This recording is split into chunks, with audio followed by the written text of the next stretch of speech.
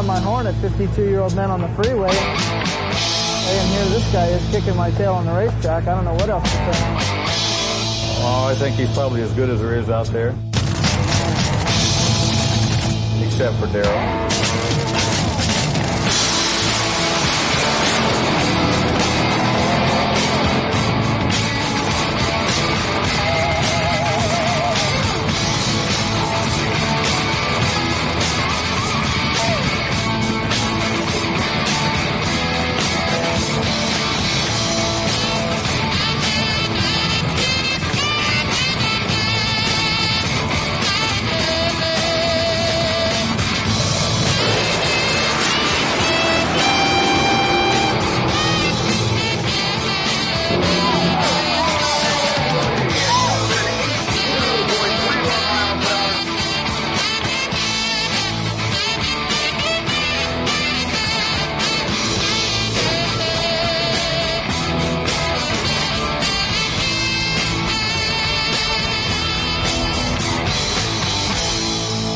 Very nice people, down to earth,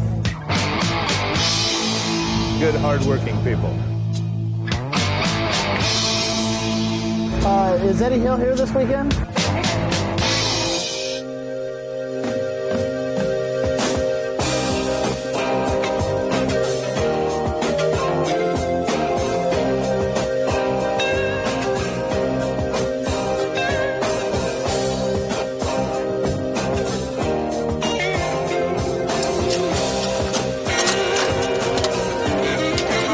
Yes, sir.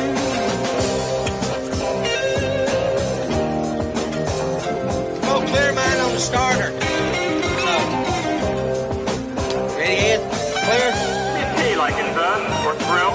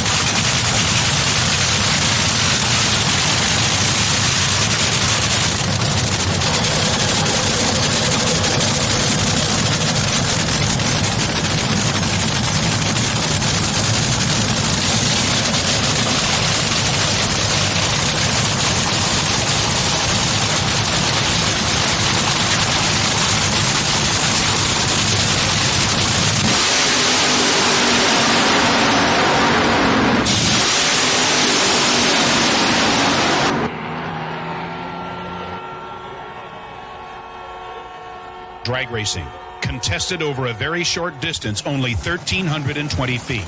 The emotions, the power, the danger is concentrated in that short burst with no second chance.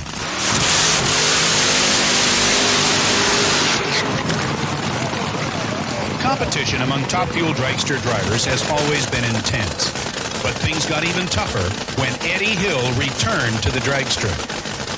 Hill has gained respect among the racing professionals for many reasons.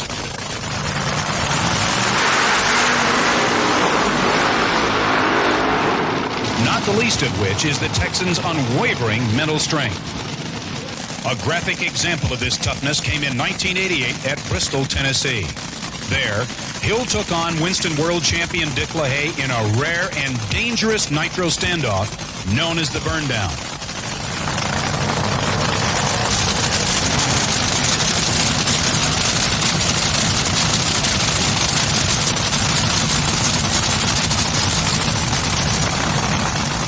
Down occurs when neither racer will stage his car first, choosing instead to sit behind the line with the car's engine running.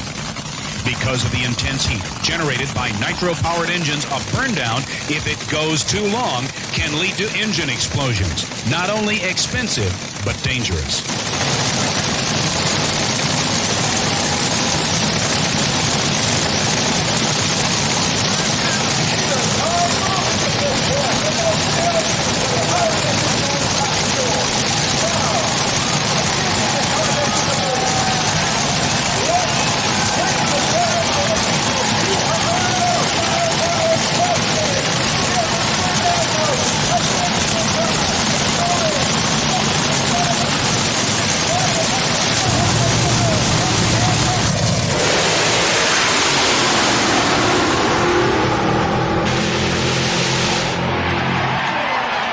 Burndowns put the drivers in a battle of wills that can at best break a racer's concentration and at worst leave a psychological barrier that must be bested every time the drivers again face off.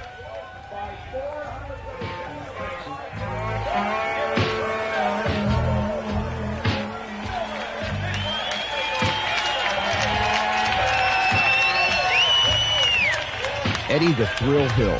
He's raced motorcycles, drag boats, dragsters, and has broken every record in each sport. Together with wife Ercie, the Eddie Hill racing team out of Wichita Falls, Texas, is #1 with the fans who love drag racing.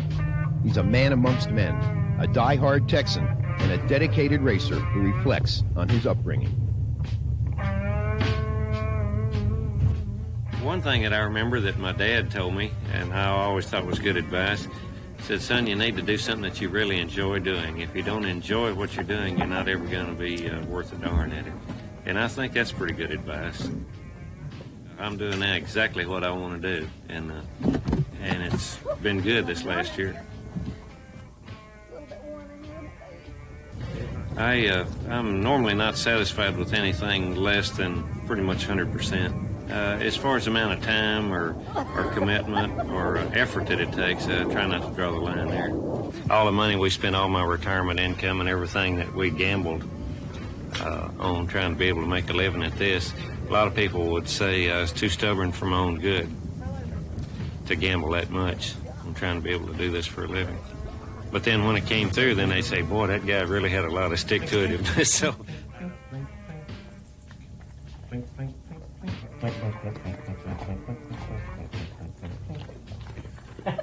She lights up my life wherever we are, whether we're at home or at the racetrack or in between. And so there'd be a huge hole in my life if she wasn't there, whatever I was doing.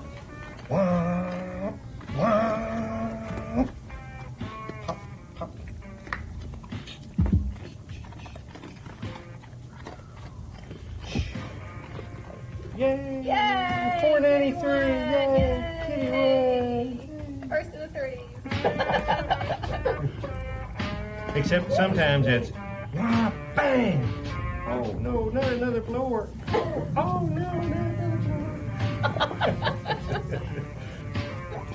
Yeah, I remember when Hot Rod Magazine first started covering some cars in the brand new then sport of drag racing, where a car just consisted primarily of an engine, a set of frame rails, tires, and a seat. That's about all there was to it, reduced to the very basic essentials, and cover the quarter mile in pretty good shape. And that's when I got interested. That appealed to me, the simplicity and the stark efficiency of a vehicle like that. And I built one pretty much like that myself.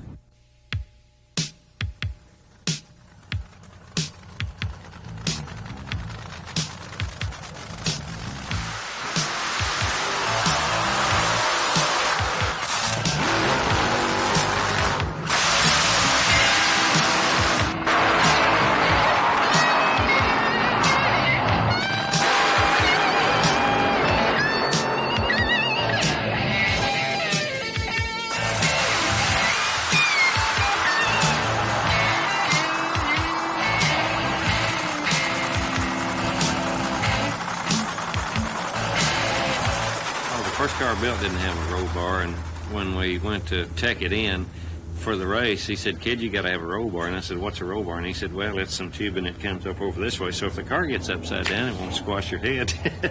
And I said, okay, where'd I get those? And he said, I don't know, kid, this is a drag strip. There's no... And he said, well, wait a minute. Said, I think I saw some water pipe over in the ditch over yonder. And sure enough, I looked over there, and there was some water pipe over there. So we made some beautiful bends out there in the middle of this field. You know, it just collapsed the tube, and we bent it kind of around to make something that looked sort of like a roll bar. For one thing, I was the first one to use the little tiny front wheels that everybody's using now. Not the same front wheels, but we ran little, at that time they were Cushman front wheels, little 8-inch wheels and 4-inch tires. And I started heating up the tires before the run by spinning the tires a little back behind the line, which, as you know now, burnouts are pretty popular now everywhere. I had a charcoal-filled breathing mask that filtered the nitro fumes out. It was kind of a neat deal, and probably had one of the first fire protection face masks, and a few things like that. I had one of the and still maybe one of the only cars that use the engine as a stressed member.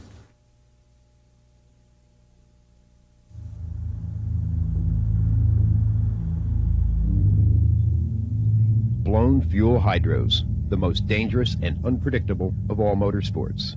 To some, they're scary. To others, like Eddie Hill, a true challenge. I saw a drag boat race, and then in less than 30 days, I had my own boat after the time I saw my first one. That bit me real quick and real hard, the drag boat bug did. It was at Firebird Lake in 1984 where Hill had the worst accident in drag boat history. It almost ended his career as well as his life. Hitting the water at over 200 miles an hour, he was severely injured from head to toe, with the most serious injuries to his eyes. It happened so fast, the cause remains a mystery. The cause of the accident, nobody knows. We've looked at the videotape of that run over and over, probably 200 times. And there's nothing really wrong. The boat didn't have any sort of mechanical problem. I didn't make a driver error. The water was good. The run was almost perfect. Beautiful, smooth rooster tail. The boat set up and ran 217 miles an hour, just very nice. No particular reason for it. In fact, that's one reason that we don't do it anymore, is because since we don't know what caused it, we don't know how we could prevent it. You got to remember, when I first got into this, nobody was running over 200 mile an hour with any degree of regularity. It had only been, I think, 1 or 2 times anybody had been over 200. And the boat racing was fairly safe, and then as we got over 200, it began to get a little edgy, and then 210 was a little out, and then 220, and then finally when we ran to 229, by that point of development, by that stage of development, it was very, very dangerous. It was almost a toss of a coin whether you'd make it all the way through or crash. Well, there's a dozen guys that I could name right quick that aren't here anymore that used to run in the top fuel class.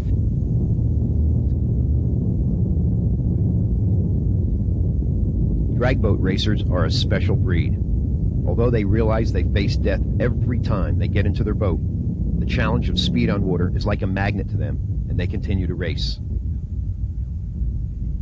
Fatalities are frequent in drag boat racing. Eddie has seen at least 25 of his friends die in crashes. The most potentially dangerous part of it, the scariest part, was that when I hit the water face first, and the water got in behind my eyes and nearly pushed my eyes out. And I had a black eye all the way from my hairline to my hairline, and the whites of my eyes just turned blood red and stayed that way for a couple of months.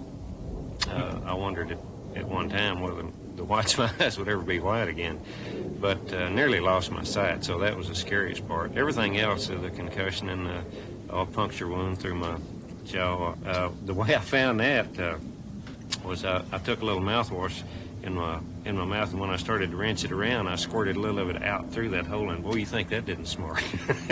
He was bleeding pretty bad all over his face. He was bleeding out the eyes on both sides, and his helmet was filling up with blood, and he was cut all under his neck, and we couldn't take the helmet off then until we got to the hospital because we didn't know if he had any neck or spinal injuries. And broken leg, arm, wrist bone. I've still got a little sinkhole right here that didn't heal up exactly right. This finger was broken in 4 places just between here and here. I had my Texas A&M ring on here, and it hit the water hard enough to break the bone 4 places just in that little short span. I can't even take credit for having enough sense to want to quit after that. But Gary Martin, who was sponsoring us at the time, had more sense than I did. He said, no, I'm not going to put you back in another boat. If I do, it'll kill you, and I don't want that on my conscience. And I finally realized, after being out of the boat long enough to back up and take a little more objective look at it, that he was probably right. And we had been talking about getting back on the asphalt for a couple of 3 years anyway and wanting to do that.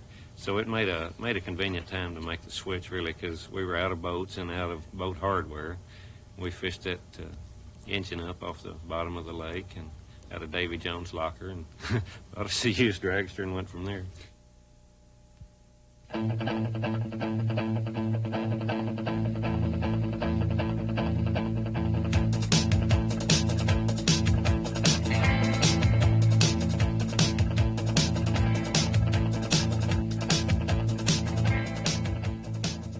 As with everything the team does, each crew member has his and her job when it comes to bringing the car to the starting line for a run. In the car is Ercie, guiding the long dragster through the lanes to the starting line.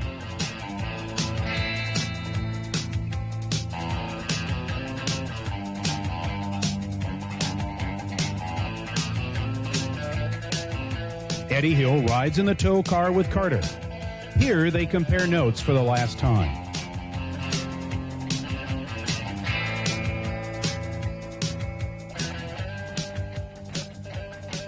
Qualifying. The days on the road. The hours in the pits. All the work by Eddie Hill and his crew are aimed at these next few seconds.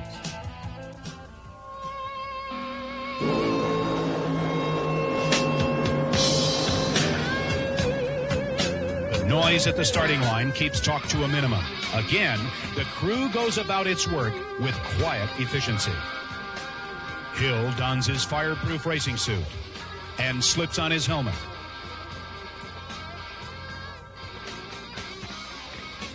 As he has done countless times over in his long racing career, Eddie Hill slips into his dragster and prepares to go to work. The thick belts that hold Hill in the car are pulled tight as possible.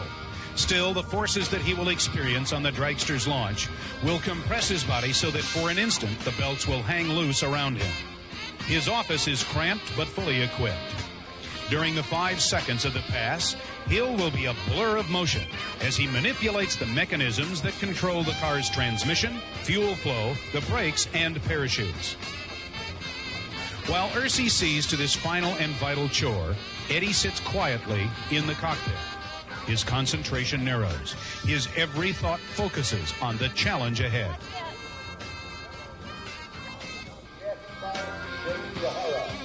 The long, sleek dragster is rolled without a sound to the starting line.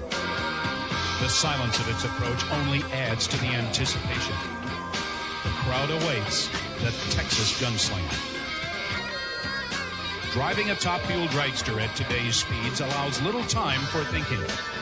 Once in this racing environment, the driver's brain seems to shift into high gear. All his mental processes speed up.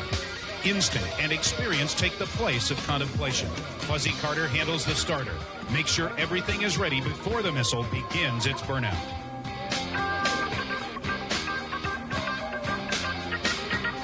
Out front, Ercie works the crowd.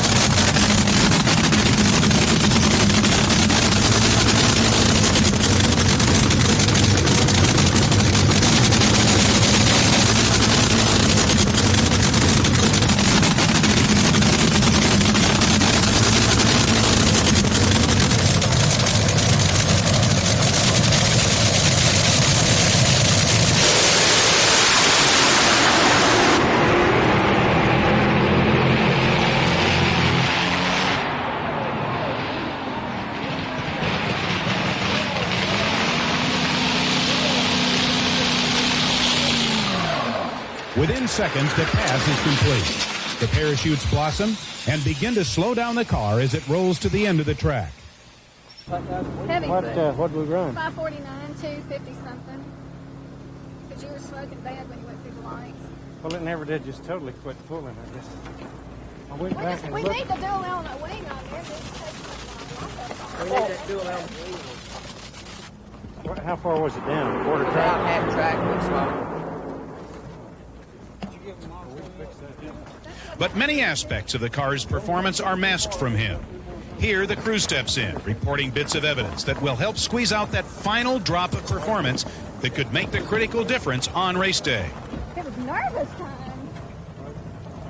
Had the other car. 552 or something like that.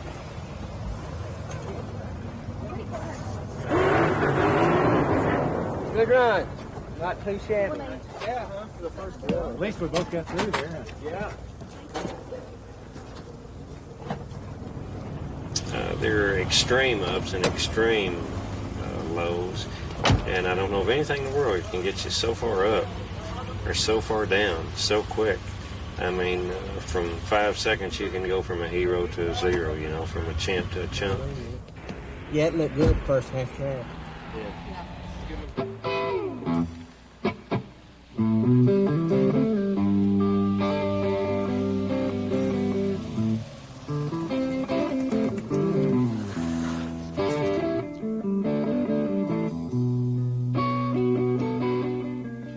It's just so easy, just a tiny wrong guess, sometimes as little as 20 grams on the clutch can make you a bum, you know, instead of a hero. And it's hard dealing with that.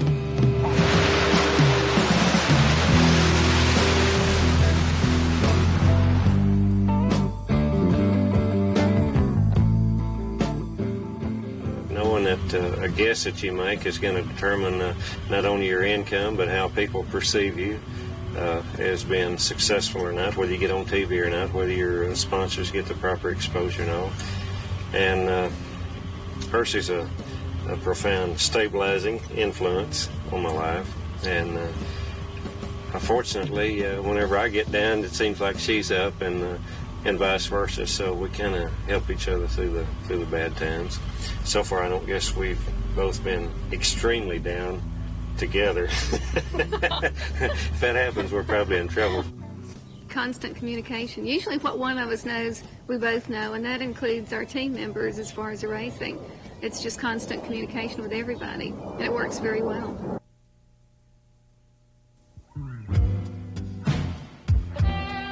The place, the Texas Motorplex.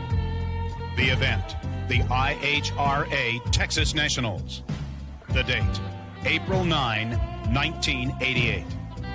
The day that changed drag racing forever.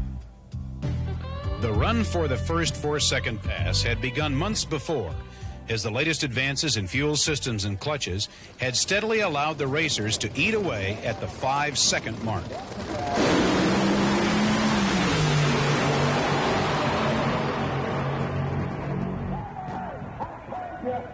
And as the time before the IHRA Texas Nationals dwindled, everyone in drag racing knew that Billy Meyer's state-of-the-art track, with its all-concrete racing surface, was sure to be the place for the record-setting run.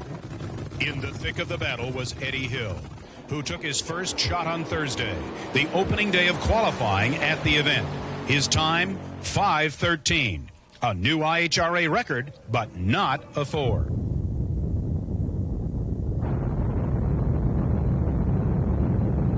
Friday, the crew increases the dragster's power and drops the ET to 5:04. Again, Hill had gone faster than any driver before, but the challenge remained unmet.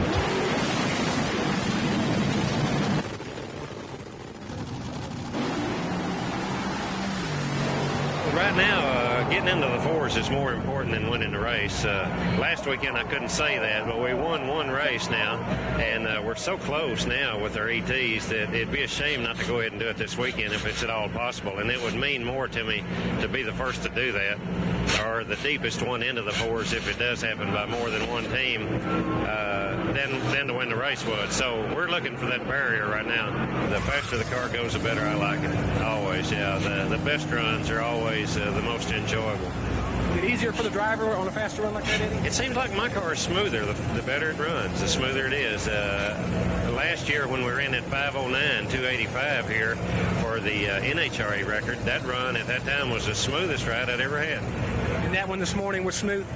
This one, yeah, that we just made now, that 04, yeah, that was a neat pass. The only flaw in that one was it quit pulling before it got to the end, and it lost some acceleration down there. And if we can get that little glitch worked out, well, something wonderful might happen. The tension in the pits Saturday morning was intense.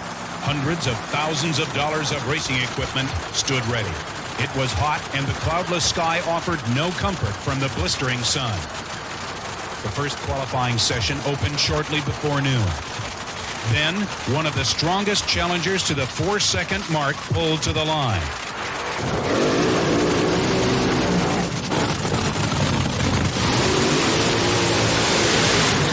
If the record was to be broken, Joe Amato was likely to do it.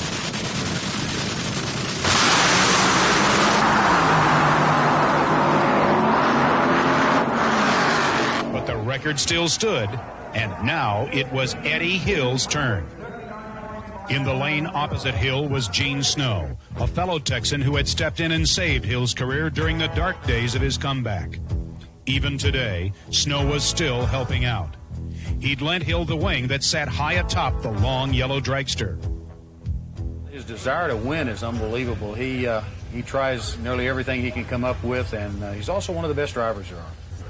Good old Texan is really what he is. He's out there to win, but he's also one of the best people you'll ever get to know, he and Ercie both.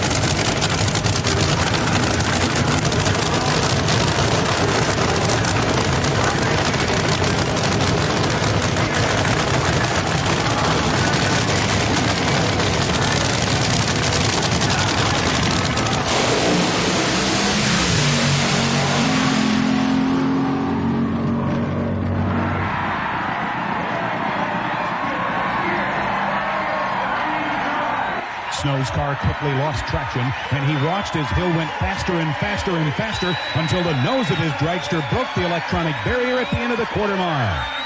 The giant scoreboards at the track told the story. 4.990 seconds for Hill. The barrier had been broken on the day that seemed to demand it, April 9, 1988. 4.988.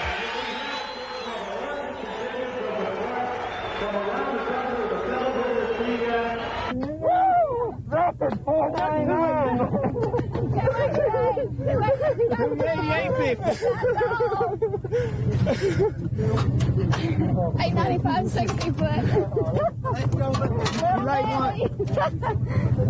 That's what you get for putting the big RFC contingent decal on there. Eddie, you laid one on us, Mom. Excellent. Good job. I love you guys. I love you guys. I love you guys. Can you believe it? Did you ever think he'd be the quickest and fastest man in the sport of drag racing? I thought if anyone could do it, he should be able to. Well, when you first heard that he broke the 5-second barrier to become the fastest man in the sport, what came over you? Well, the main thing came over me was that time he won, said he is 52 years old. I didn't think he'd ever admit that. There's just so many things that he's done, it's hard to tell you. He's raced drag cars, motorcycles, boats, and now whatever he calls this. Well, what's it like to be the mother of Eddie Hill? Well, everyone just wants to know how I stand it. How do you stand it? Well, I just accept it. It's just, like I say, you can't hold a sustained scream for 40 years. And he is going to race. Is there anything about Eddie Hill that people don't know about? What you see is what you get, an honest, sincere, hard-working, clean-living man. I could never, ever ask for a better son. That's my boy.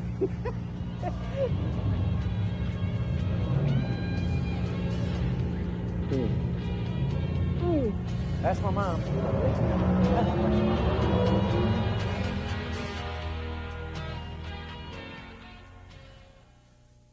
Well, I forgot to unplug the soldering iron once after I finished a little job and burnt the garage down. Nice.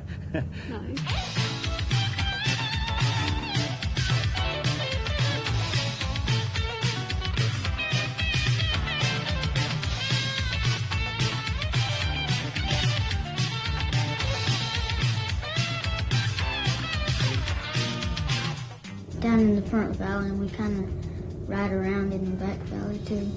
Well, I feel pretty good that that my dad gave me a bike to ride, and I feel pretty good when I'm riding with him.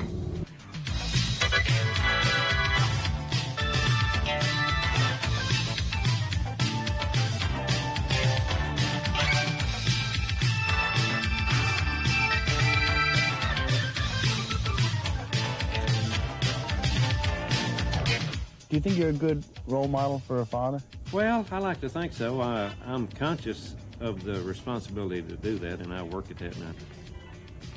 What's your biggest thrill? Well, I guess having Eddie Hill for my dad.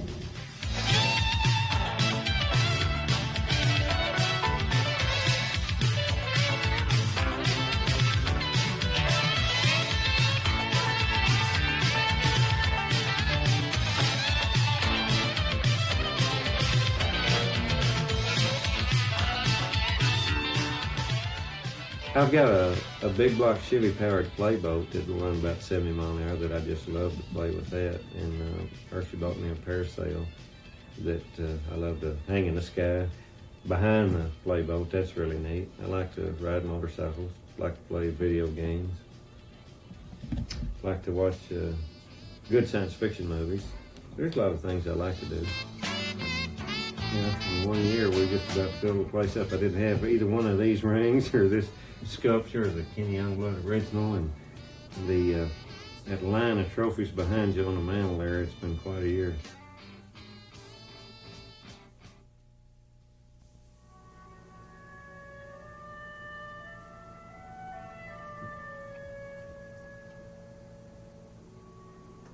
Outside, the noise and controlled chaos of qualifying continues unabated. But inside the team's trailer is Eddie Hill, using the peace and quiet for study.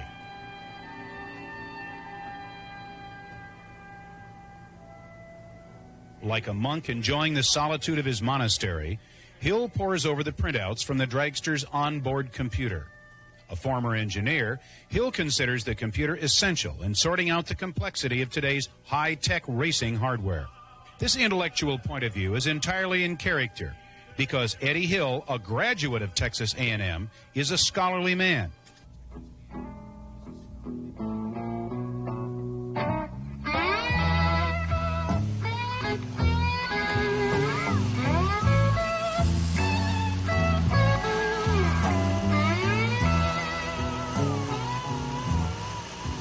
What makes you relax? What makes you relax? I don't know. I don't do that very much. I'd have to think about that one. Good music. I know. Yeah, good music. I'll relax with good music if I have some Pavarotti or something like that. Opera music?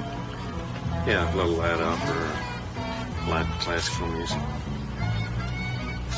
Yeah, that'll do it. I've also got to have everything else pretty well in line. All the problems pretty well solved, or I can't relax at all, even in the middle of the night.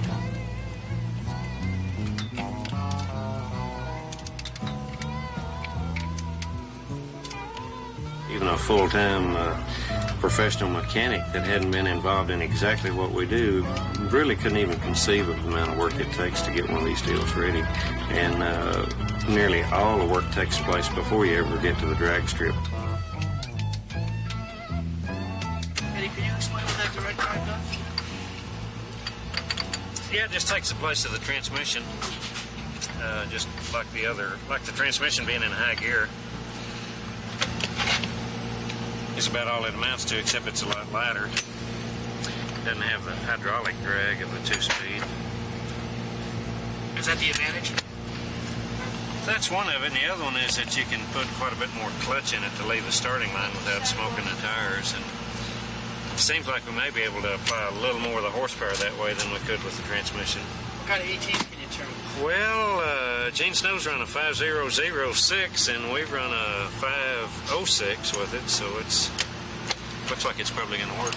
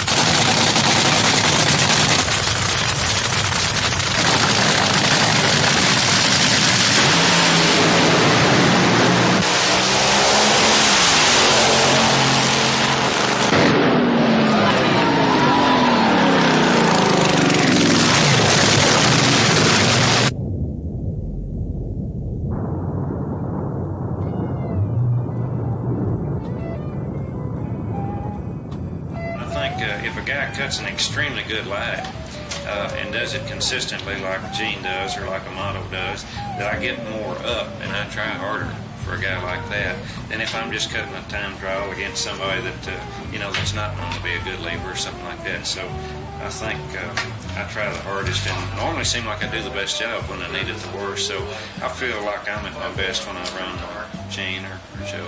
Right before we ran, I told Eddie, I said, bang your head on the roll cage or do something, make yourself mean, get ready. And he cut a really good line on us. Yeah, I guess that's the best light of my career. But I had to do something. He told me he was going to cut a 420 light, so I had to get as quick as I could. How valuable is Fuzzy to you? Well, I'm not going to say he's the whole program, but he's at least as important as I am. He's sure a whole lot more like kinfolks than like an employee or like that. I mean, it's a family deal, and it's a team effort, and we're kind of, Ercie and I are kind of mom and dad, and Fuzzy and Janna are just kind of like a couple of the kids, close kids. Yeah, the whole team calls us mom and dad. He's probably the most dedicated, most loyal, hardest working, most 110% giver kind of a guy that a guy could have. We're extremely lucky to have the Fuzz Man with us.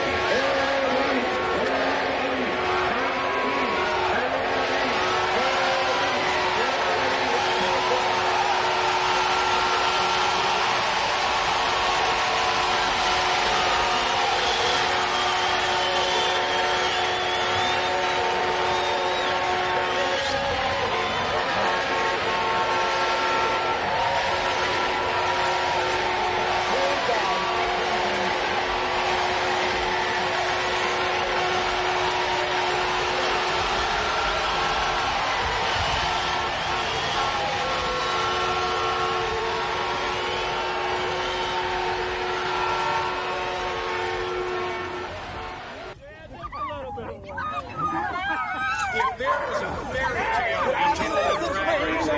You can't tell you all the details behind it, but that very